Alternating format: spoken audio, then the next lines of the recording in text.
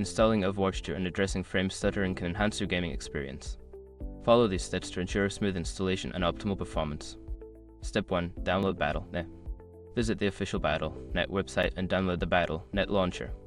This platform is essential for accessing and installing Overwatch 2. Step 2. Create or log into your account. Open the Battle.net launcher and either create a new account or log into your existing account. This will allow you to access your game library and download Overwatch 2. Step 3. Install Overwatch 2. Once loaded in, navigate to the Overwatch 2 section in the Battle.net launcher. Click on the Install button to begin downloading the game.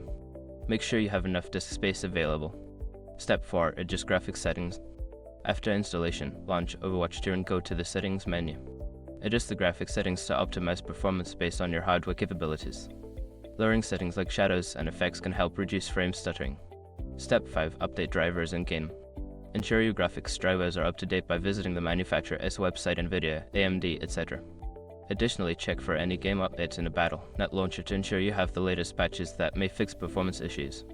By following these steps, you can successfully install Overwatch 2 and minimize frame stuttering for a better gaming experience. Enjoy your time in the game.